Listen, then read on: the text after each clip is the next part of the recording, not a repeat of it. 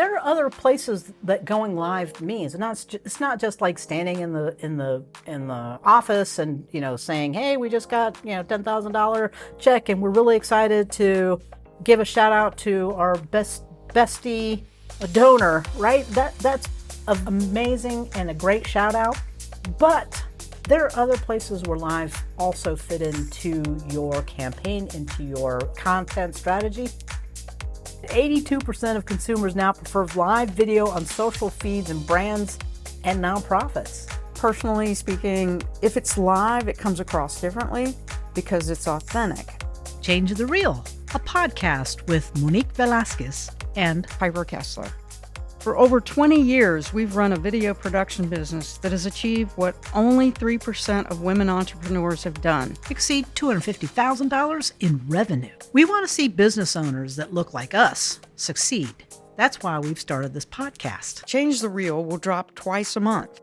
We'll release 2 types of episodes. One is with Piper and I kicking it and talking about using video in business. And the second features conversations with business owners using media to drive diverse perspectives. This is Change the Reel. Representation starts here.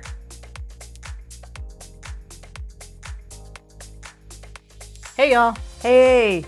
I'm Monique. What are you doing over there? Oh no!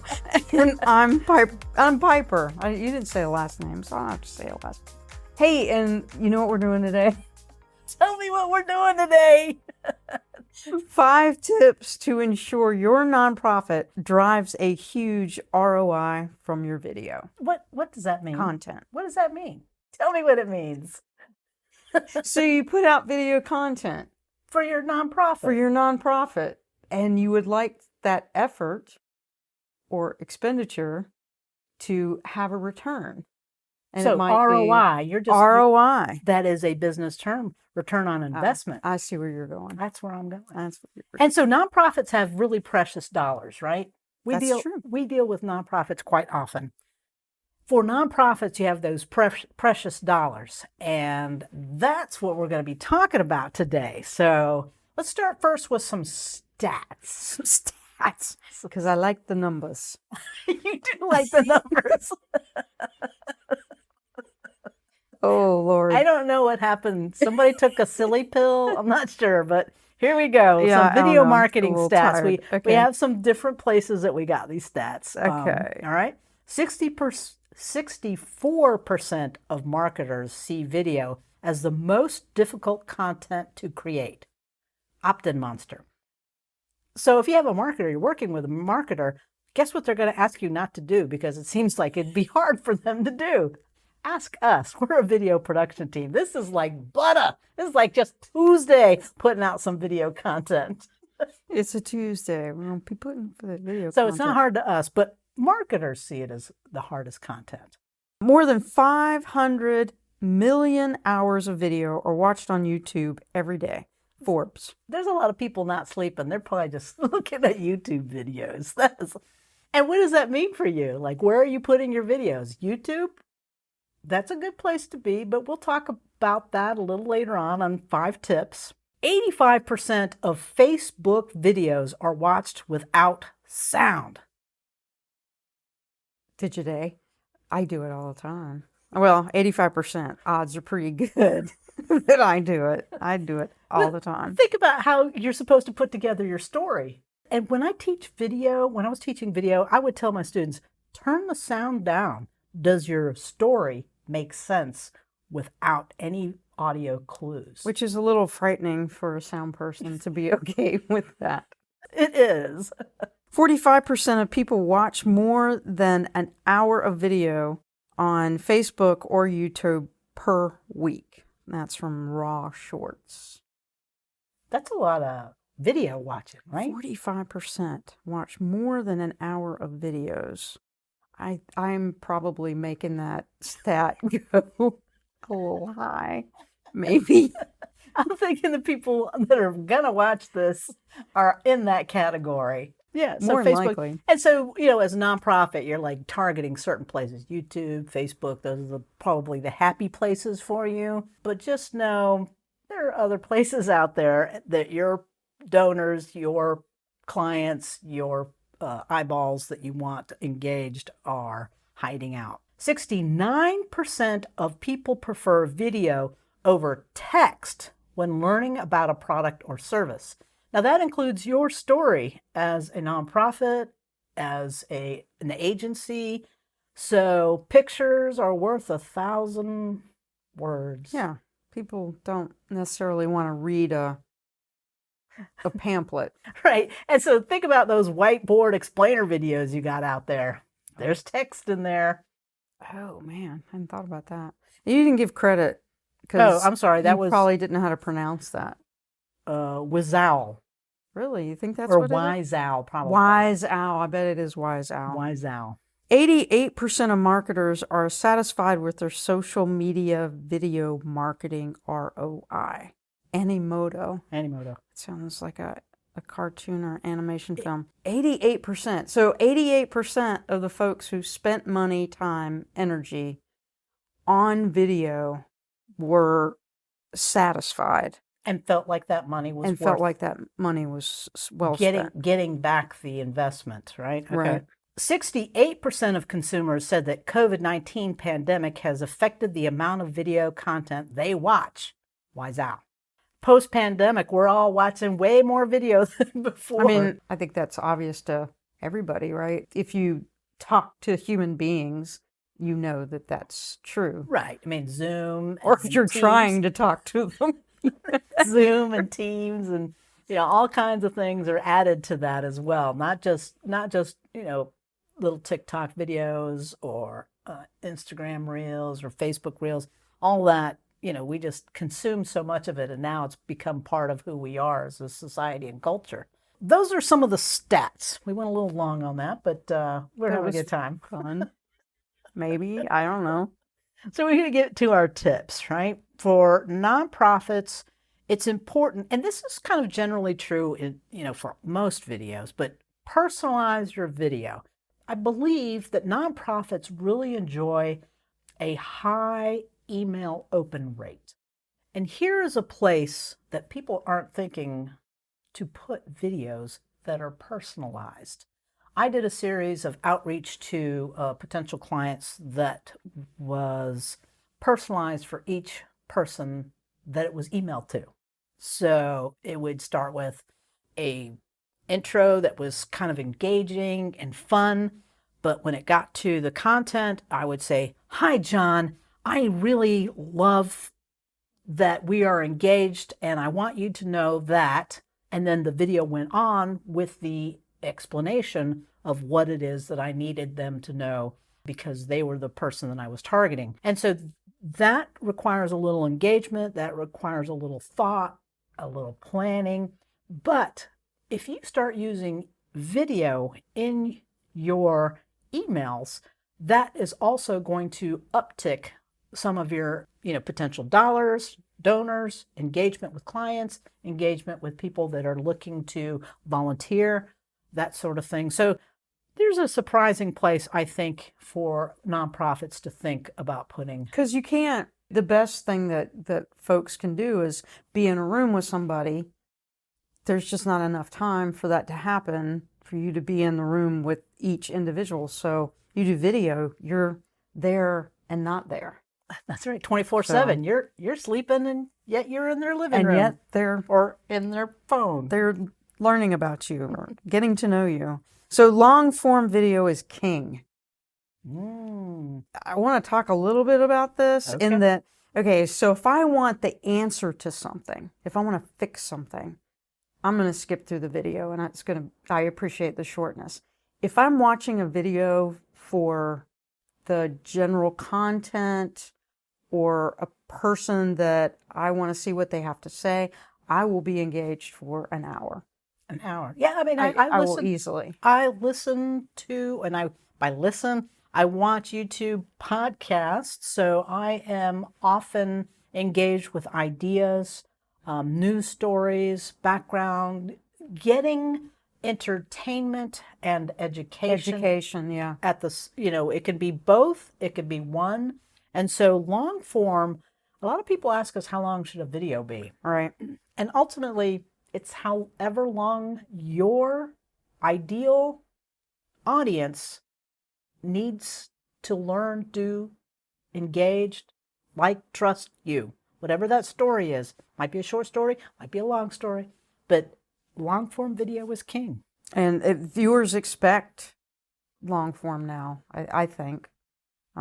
It's changed. Yeah, I mean, I think if you're looking to be engaged and sort of mindless scrolling, that is a different experience, right? So the TikTok, the Reels on Instagram and Facebook, we're consuming a lot of videos, but if we really want to be engaged and our brains in it, I think the long form is the way to go. Because it's not like TV and stuff where you have to fit into a schedule. Mm-hmm. You can go long. You can shut it a little short. It can be a weird number.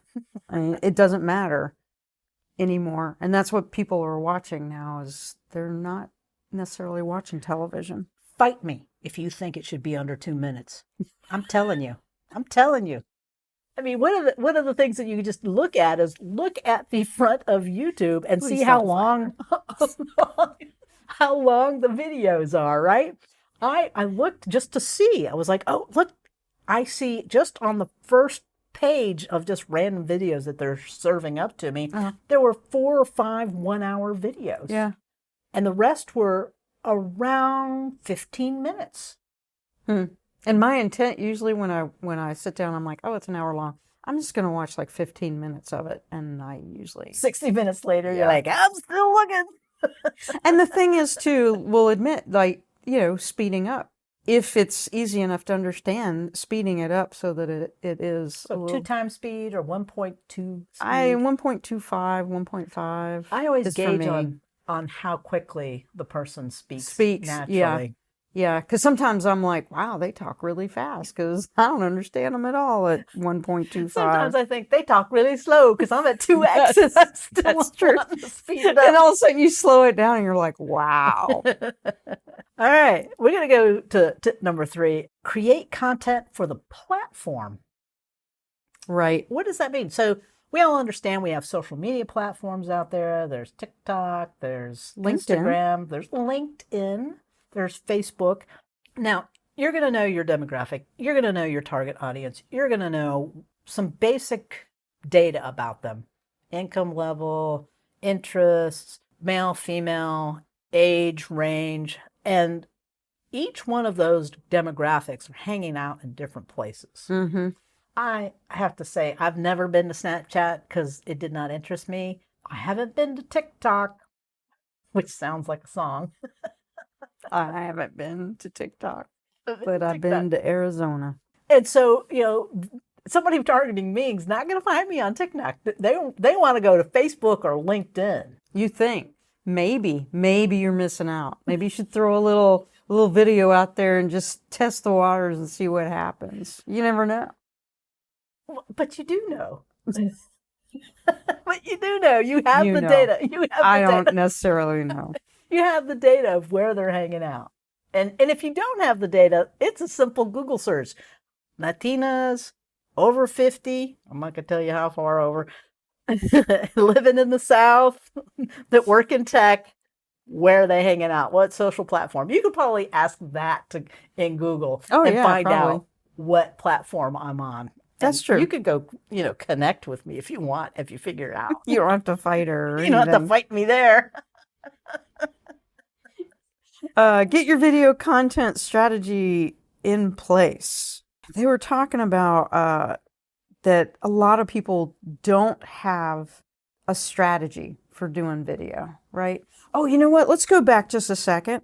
Yes. On the one on the content for the platform. Yes. You got something to say about whether it should be a square, right? I was gonna roll You're it. gonna fight me. I was gonna roll it into the one you were just asking, but let's move on. Let's move on to create content for the platform. We've put that one to bed. Let's get your video content strategy in place. Right? So, hey, should it be a square, Monique?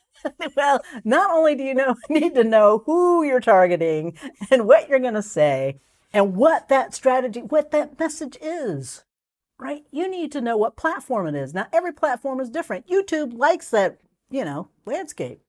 TikTok, not so much. It's up and down. So you got to turn that camera to the side. And so visually, it is, as a trained video professional, it is so hard for me to see somebody turn that video to the side.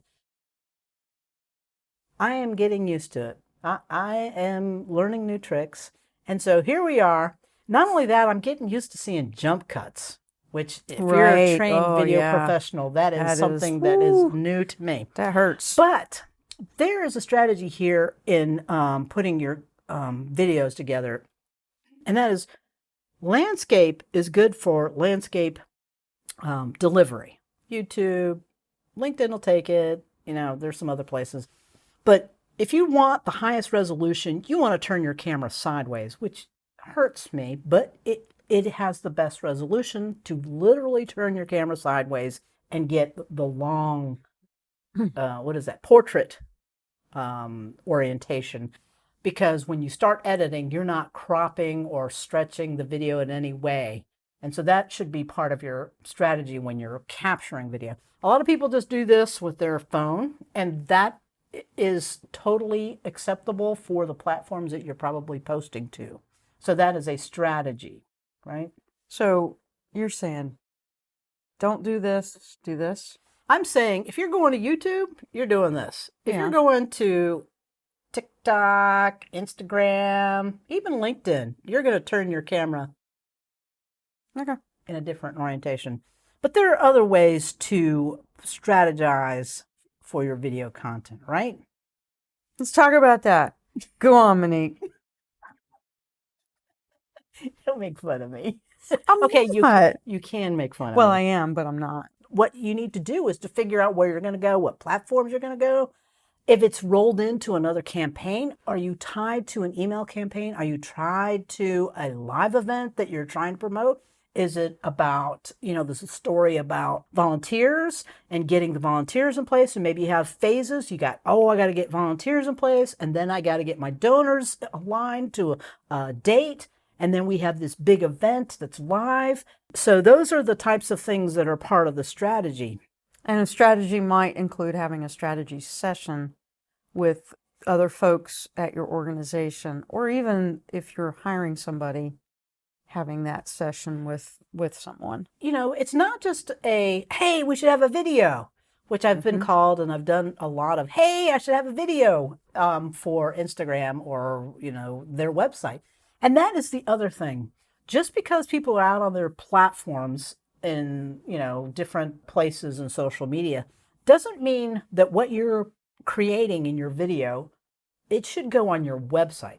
If you have a video, it should live on your website somewhere. Yes. Yeah, absolutely. Your story, your mission, your call to volunteers, all of that should live on your website, because if people are engaged with you on social media on the small bits, you can always drive them to your website. Yeah. And you have control over that. Yeah, absolutely. So that's important to remember. Live video should really be part of your strategy. This is where we love coming in. Yeah. My video is... So let's say, believe it or not, you're camera shy like me. You're camera shy, you don't like being in front of the camera, but the numbers, the stats are there that being live is where it's at. It's true. That's where it's at. And so we're looking at that stat. 82% of consumers now prefer live video on social feeds and brands and nonprofits. 82% say that they appreciate seeing somebody from a nonprofit or from a corporation or a business go live and give you information that is timely and relevant. Well, I think too, personally speaking, it's like if it's live, it comes across differently because it's authentic. And I think that's very important to people right now. I don't know, maybe it's always been. That's what people want to see. I mean, even if it's recorded, they get to go back and watch you being live. Yeah, there are other places that going live means. It's not just like standing in the office and saying, hey, we just got $10,000 check and we're really excited to give a shout out to our bestie donor, right? That's amazing and a great shout out. But There are other places where live also fit into your campaign, into your content strategy, and that is live fundraising events, right? Yeah, because if once you start opening up to, it's like maybe you're not comfortable with live. You'd rather have things be scripted, but you can start thinking about, well, if I was gonna have something live, what could I do?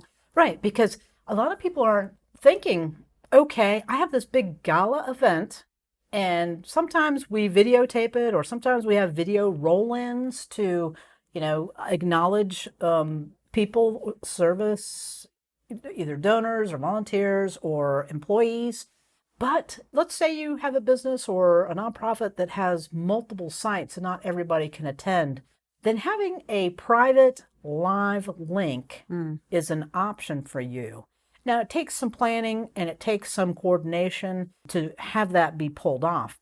And let's say also, maybe you have a special auction happening and you're doing a donation and you want to have this private ticketed live event online. That is also something that you should consider, because it adds some mystique and you can do some interesting things with video as far as like rolling it in or being scripted right to the camera and that sort of thing. So live gives you a place to be authentic, spontaneous, and it also gives you a chance to do something a little more staged or a little more crafted and created. So if you have a gala or a gala event, or if you have a private event that you want ticketed for people that are, remote, or maybe you want to bring in an expert who couldn't make it because they got snowed in, or, some other event. It's kind of last minute, but that right. Yeah. I mean,